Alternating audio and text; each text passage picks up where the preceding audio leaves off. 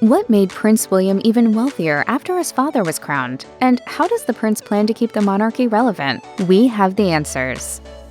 Even before Prince William became the Prince of Wales, the family was in for some change. Later in her life, Queen Elizabeth II chose to move to Windsor Castle as her primary residency, according to Hello magazine. In order to support the Queen, William and Catherine, Prince and Princess of Wales, chose to move to Adelaide Cottage on the grounds of the Windsor estate. The move is an abrupt departure from their previous digs at Kensington Palace in London. They've now become country folk. The move also meant a new school for their children, Prince George, Princess Charlotte, and Prince Louis. In September 2022, they started attending Lambrook School, a private school near Windsor. They had previously attended London's Thomas's Battersea, so the move was not only a domestic change, but an educational one for the children. Queen Elizabeth died right after the kids had their first day at school, so it was a huge upheaval for the family. Not only was it a time of grief, but the change brought a huge shift for the family in terms of their royal duties. An insider told People, things were very tense that week. It was not exactly the settling in period they had hoped for. Prince William also became the Duke of Cornwall when his father, King Charles III, became king. Inheriting this dukedom meant that William inherited the Duchy of Cornwall, which is famously a major cash cow. When his father became King Charles III, he became an even wealthier man overnight. As the New York Times notes, under Charles's careful management, it grew to a value of $1.17 billion. The duchy spans 128,000 acres and brings in revenue from natural resources like the mines on the land as well as farmland, and residential and commercial buildings. The massive revenue from the duchy has also come under some tax scrutiny, like much of the royal family's revenue. But according to The Guardian, Charles agreed to pay the top rate of income tax, which came to 45%. It's expected that William will do the same. The duchy's wealth trickled over to support other members of the royal family. Back when Charles was the Duke of Cornwall, the duchy paid for Catherine's wardrobe and that of Meghan Markle's when she was a senior royal. The duchy also covered the needs of Charles's wife Camilla before she became the queen consort, so it offset a lot of costs for Charles's loved ones and will likely do the same for William's. Prince William had a very different childhood experience than that of his father, King Charles III. Charles became the heir apparent at 4, when Queen Elizabeth II ascended the throne. As such, his childhood was marked by such an intense royal duty. This was much the same for William. As a child, he had the buffer of being second in line for the throne, and Princess Diana made sure that William and Prince Harry had experiences outside of royal life. She told Martin Basher in 1995, "With William and Harry, for instance, I take them round homelessness projects. I've taken William and Harry to people dying of AIDS, albeit I told them it was cancer. I've taken the children to all sorts of areas where I'm not sure anyone of that age in this family has been before." Unlike Charles, William was 40 years old when he became the heir apparent and was already a husband and father. However, a shift to the heir apparent is a tough one, no matter the age. I certainly don't lie awake waiting or hoping for it, because it sadly means that my family have moved on, and I don't want that. In a nutshell, Prince William's job as the heir apparent and as the Prince of Wales is to support the monarch.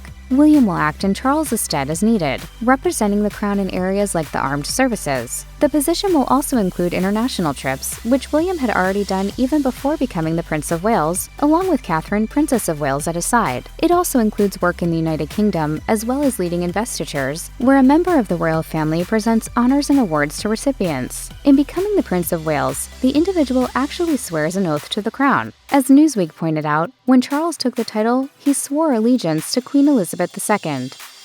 With Prince William first in line for the throne, this means that his son Prince George is going to get much more attention now that he's second in line. William's new title also means that his other children, Princess Charlotte and Prince Louis, have bumped up in the line as well. So this means that he and Princess Catherine have their work cut out for them as parents. Stephanie Wallace, who founded Safe and Sound Childcare Events, told Express that William and Catherine's primary focus is keeping their children humble, since they literally have everything. Wallace said, "We know that Kate and William are very hands-on parents who teach their children in a way that will keep their feet firmly on the ground and humble as they grow up." In July 2021, George went with his parents to Wembley Stadium to watch England play in the Euro. Royal writer Roy Anika told Royal Beat, "This is an official duty for Prince George at the age of 7. It's lovely and happy, and there's a lot of emotion. Getting him used to big crowds and knowing that he is being watched by millions of people, it's quite a clever way of doing it." Hello, David Attenborough. What animal do you think will become extinct next?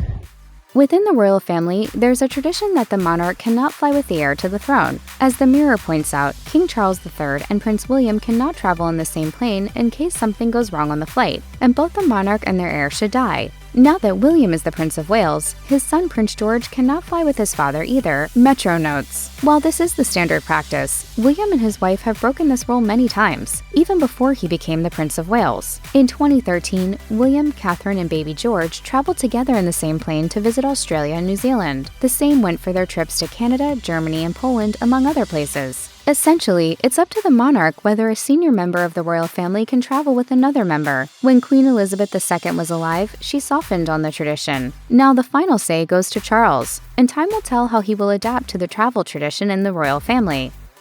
Prince William has been in the spotlight since he was born. Like Catherine, Princess of Wales, Princess Diana gave birth to William in London at the Lindo wing of St. Mary's Hospital in 1982 per People, and from the moment that she and King Charles III exited the hospital, William was a public figure. So it's not like the experience of being in the spotlight is new for William, but his new title as the Prince of Wales and the heir apparent puts him into the public eye in an even more intense way. Part of this is because his parents' marriage fell apart, and so they would never be crowned together. Well, there were 3 of us in this marriage, so it was a bit crowded.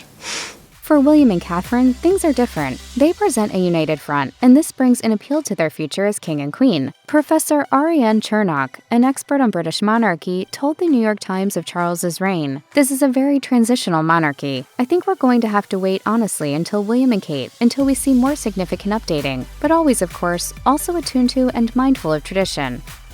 Prince William and Princess Catherine have the tall order of modernizing the monarchy. Since they're both young, they're tapping into a new potential for the British royal family that previous monarchs haven't been able or interested in reaching. The whole appeal of Queen Elizabeth II was that she represented the traditional predictability of the crown. With William and Catherine, people are expecting a delicate balance of tradition and adaptability. They present as a close family with a down-to-earth appeal. Professor Laura Clancy spoke to the New York Times about William and Catherine's appeal. "I think you get an image that is more intimate probably than what Charles offers. That kind of staging of that very nuclear family. You can still see that with Kate and the children, and him as this hands-on dad. While they present such a classical image of a royal family, William and Catherine are navigating their place in the modern world. They have a YouTube channel, they have an Instagram account, and in January 2022, Catherine appeared on the podcast Happy Mum, Happy Baby. Queen Elizabeth didn't do interviews. Christiane Amanpour told PBS, "Queen Elizabeth had conversations with the likes of David Attenborough, with an expert on the crown jewels. I remember those were 2 interviews that really weren't. The late Queen just had a different way of navigating the monarchy." Catherine and William, on the other hand, are finding different ways of connecting with a world that has less interest in opacity and mystery.